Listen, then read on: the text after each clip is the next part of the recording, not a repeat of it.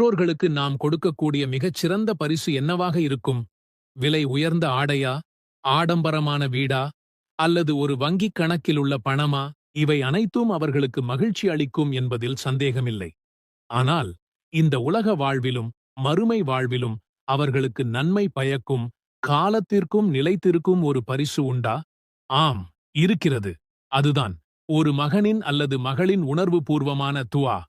அவர்களுக்காக நாம் கேட்கும் ஒவ்வொரு பிரார்த்தனையும் அல்லாஹ்வின் அளவற்ற கருணையை அவர்களுக்கு ஈட்டித் தரும். நம் பெற்றோர்கள் நாம் குழந்தை பருவத்தில் இருந்தபோது எந்த எதிர்பார்ப்பும் இல்லாமல் தங்கள் வாழ்நாள் முழுவதையும் நமக்காக அர்ப்பணித்தார்கள். நாம் உண்ண உணவில்லை என்றால் அவர்கள் பட்டினி கிடந்தார்கள். நாம் சுகவீனம் அடைந்தால் அவர்களுக்கு தூக்கம் வரவில்லை.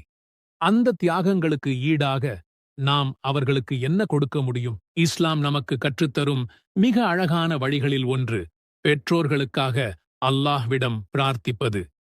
இது அவர்களின் வாழ்நாளில் மட்டுமல்ல, மரணத்திற்குப் பின்னரும் அவர்களுக்கு பயனளிக்கும் ஒரு மகத்தான அமல். இன்று நாம் ஒரு சிறப்பு துஆவை பற்றி பார்க்கப் போகிறோம். இது உங்கள் பெற்றோர்களுக்கு நீங்கள் வழங்கக்கூடிய மிகச் சிறந்த விலைமதிப்பற்ற பரிசு ஆகும். இந்த துஆ அல்லாஹ்விடமிருந்து உங்களுடைய பெற்றோர்களுக்கு அளவற்ற அருட்கொடைகளையும் கருணையையும் வாழ்வாதாரத்தையும் பெற்றுத்தரும் இன்ஷா அல்லாஹ். இஸ்லாம் மனித உறவுகளில் மிகவும் முக்கியத்துவம் வாய்ந்த உறவாக பெற்றோருடனான உறவைத்தான் வலியுறுத்துகிறது.